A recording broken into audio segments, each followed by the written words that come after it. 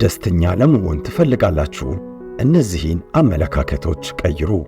ደስተኛ ሰዎች እያንዳንዱ እርምጃቸው ላይ በራስ መተማመን ይታያል። የሚናገሩትን ነገር በእርግጠኝነት የሚያደርጉም ናቸው። የትኛውም ስፍራ ላይ ሲገኙ ዙሪያ ገባውን በአስደሳች ስሜት መሙላት ያውቁበታል። ደስተኛ ሰዎች ሕይወትን በደስታ እያጣጣሙ መኖር የሚችሉበት ምስጢር ላይም የደረሱና የተረዱ ናቸው። የእነዚህ ሰዎች የደስተኝነት ምስጢር በአመዛኙ ከአንዳንድ አይነት ልማድ ጋር የተያያዘ ነው። ማህበረሰቡ ይሄ ብቻ ነው ልክ ብሎ ሙሉ ዕውቅና የሰጠው ነገር እነርሱ ሌላ ልክ ነው ወይም የተሻለ ነው ብሎ በሚያስቡት ልምድ የመተካት ዝንባሌ ይታይባቸዋል። ደስተኛ ሰዎች ደስተኛ ለመሆን ወደ ውጭ አይመለከቱም። ይልቁንም የውስጥ መሪ ኮምፓሳቸው ላይ እምነት ይጥላሉ። ደስታ ኮትኩተው ሊያሳድጉት የሚችሉት ነገር ነው። እናም ማህበረሰቡ ልክ ናቸው ብሎ ያጠመቀንን ልማዶች በገዛ ራሳችን የውስጥ ምሪት በተገኙ ልማዶች በምንተካበት ልክ ደስተኛ እንሆናለን። ከዚህ በታች የተዘረዘሩት 20 አመለካከቶች ኑሮ የሚባል ትምህርት ቤት ውስጥ ቀስመናቸዋል የምንላቸው ነገር ግን መለወጥ የሚገባቸው የሕይወት አተያዮች ናቸው። መቀየር የሚጠበቅብንን እነዚህ አመለካከቶች እስኪ አንድ በአንድ በዝርዝር እንመልከታቸው። አንድ ነገር የሚሰራበት ልክና ስህተት የሆነ መንገድ አለ። አዳዲስ ነገሮችን መሞከርና የተለያዩ ሂደቶችን መፈተሽ የእድገት አካል ነው። ለአንድ ሰው የሚሰራ ነገር ለአንተ ወይ ለአንቺ አይሰራ ይሆናል። የራሳችሁን እምነትና የራሳችሁን ሂደት ፈልጉና እርሱን ተከተሉ። እንዲሁም በምርጫችሁ ደስተኛ ሁኑ። ሌሎችም እንዲሁ የራሳቸውን ፈልገው ይከተሉ። ሌሎችን መምሰል ኅብረት መፍጠር አይደለም።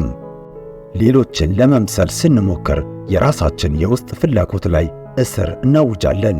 ሌሎችን ለመምሰል መሞከር ለራስ ታማኝ አለመሆን ነው። ሌሎችን ለመምሰል ከመጣር ይልቅ ከገዛ የውስጥና የእውነት ማንነታችን ጋር ለመሰለፍ በአንድነትም ለመቆም ጥረት ማድረግ ይበልጣል። በራሳችሁ መተማመን ስትጀምሩ እና በራሳችሁ ደስተኛ ስትሆኑ ከሌሎች ጋርም ራሳችሁን ሳታጡ የላቀ ግንኙነት እና ትብብር መፍጠር ትችላላችሁ። ጠንክሮ መስራት ስኬታማ ያደርጋል። ከልክ በላይ ትዝላላችሁ። በጥረታችሁ ያን ያህል አትደሰቱም። በጥንካሬ በመስራት ምትክ በብልሃት እንዴት መስራት እንደምትችሉ አስቡ። ስኬታማነታችሁንም በምታገኙት ደስታ መጠን መዝኑ።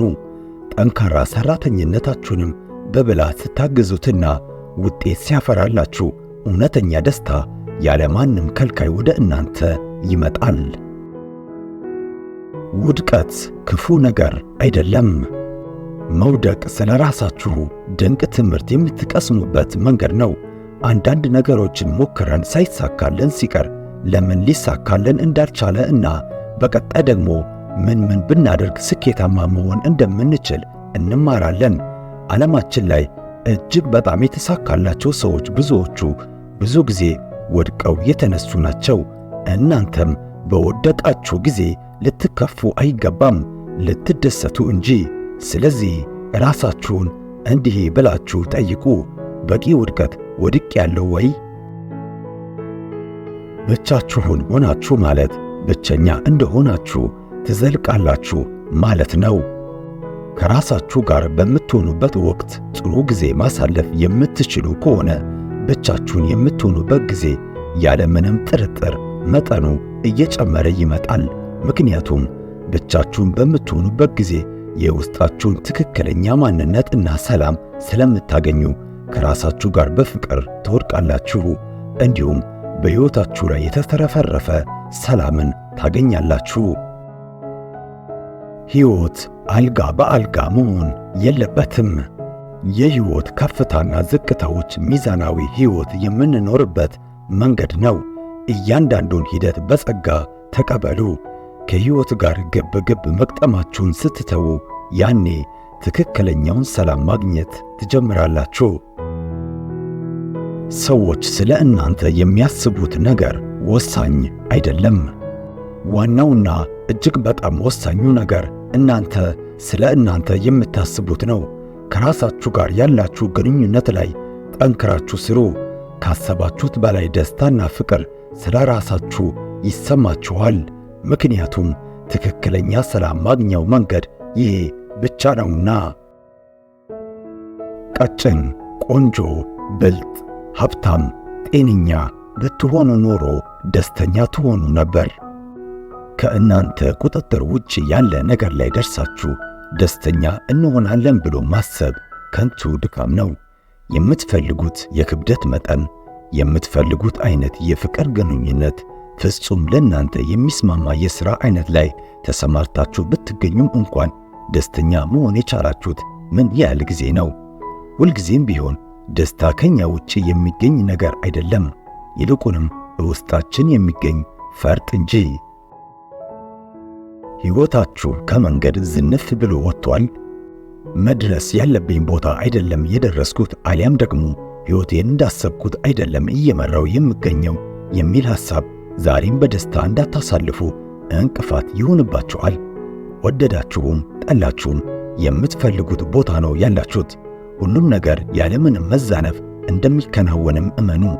በዚህ መንገድ ብቻ ነው አሁን ባላችሁ የሕይወት መንገድ መደሰት የምትችሉት። መተው መሸነፍ አይደለም። ወደ ታች የሚጎትታችሁን ነገር መተው ስኬት እና ደስታ የምታገኙበት አንድ አዲስ መንገድ ነው። ጥቅም እየሰጣችሁ ያልሆነን ነገር ስትተው ከልብ የምትፈልጉት ነገር ወደ ሕይወታችሁ እንዲገባ በራችሁን ወለል አድርጋችሁ ከፈታችሁ ማለት ነው። መተዌ ነገሬን ከተተው አይደል ተረቱስ? አልሆን ያለንን ነገር መጠበቅ ጥሩ ነው። ከአዲስ እና እንግዳ ዓለም ጋር በስምምነት መኖርን እወቁበት። አልሳካ ያሉ ነገሮች ላይ እንዲሁ በቀላሉ ተስፋ አትቁረጡ። የማናውቀውን መልአክ ስለፈራን ብቻ የምናውቀው ሰይጣን ላይ ተጣብቀን መኖር የለብንም። ምክንያቱም እንደዚህ አይነት አላስፈላጊ አስተሳሰቦችን መቀየር በሕይወታችን ደስተኛ ለመሆን ቁልፍ መሳሪያ ነው። ደስታን ለነገ ወዲያ ይደረስበታል ብሎ ማሳለፍ አያስፈልግም። ጡረታ፣ የዓመት ዕረፍት፣ ቅዳሜና እሁድ ወዘተ የምንላቸው ነገሮች በአሁን ሰዓት ደስታን ላለማጣጣማችን በምክንያትነት የምንደረድራቸው ሰበቦች ናቸው።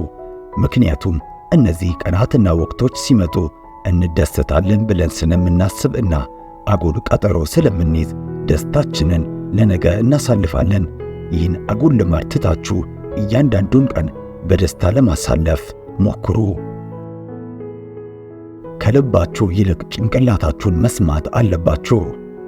ጭንቅላታችሁ አንዳንዴ ልክ እንደሆነ ከሚሰማችሁ ነገር ውስጥ ጎትቶ ያወጣችኋል። ምክንያቱም አእምሯችን በመረጃና በእውቀት መምራት ስለሚችል እና ልባችን ደግሞ በስሜት ስለሚመራ ነው። የልባችሁን ምሪት መከተል ስህተት አይደለም። ያላችሁበት የትኛውም አይነት ሁኔታ ልክ እንደሆነ ይሰማችሁ። ነገር ግን ራሳችሁን ጠይቁ። ያኔና ያኔ ብቻ በወሰናችሁት ውሳኔ ደስተኛ ትሆናላችሁ። እንዴት እውን እንደምታደርጉት ወይም እንደምታሳኩት ያላወቃችሁትን ነገር አትሞክሩት። ሕልማችንን እንዴት ማሳካት እንደምንችል ብቸኛው መንገድ በመሞከር ብቻ ነው። ለመሞከር ደግሞ ግልጽ የሆነ ዕቅድ ያስፈልጋችኋል። ግልጽ የሆነ ዕቅድ ከሌለን ግን እግረ መንገዳችንን በመሳሳት እንማራለን።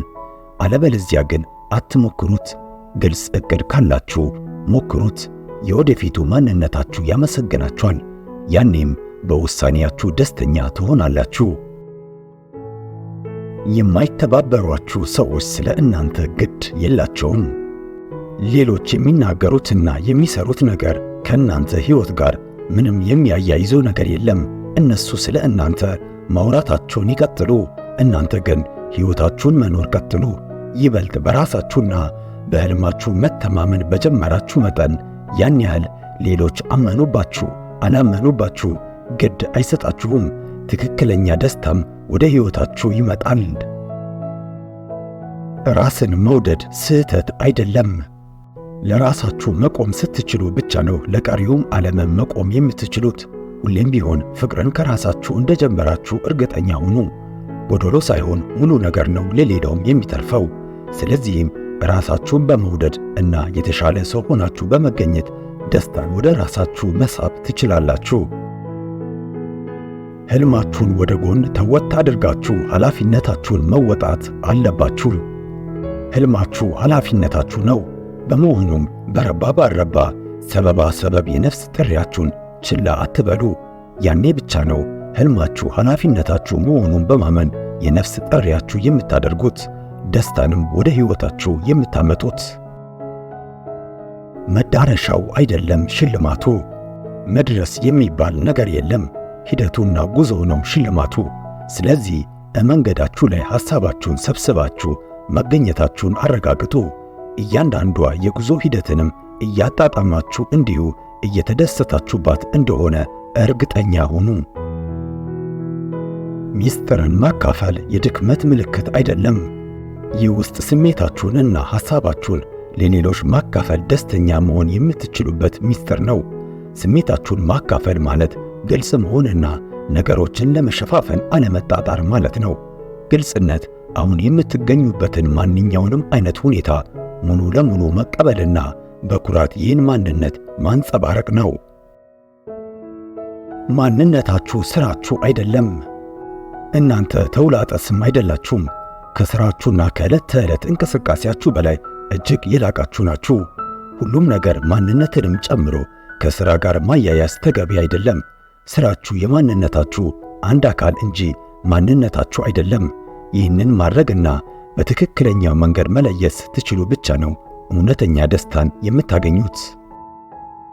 ከዛሬው ቪዲዮ ትልቅ ቁም ነገር እንደተማራችሁ ተስፋ በማድረግ ያላችሁን ሐሳብ፣ አስተያየት በኮመንት ሰክሽን ላይ አካፍሉን። ስለተከታተላችሁ እያመሰገንኩኝ በቀጣዩ ቪዲዮ እስክንገናኝ ድረስ በያላችሁበት ሰላማችሁ ይብዛ። በቸር ሰንብቱልኝ።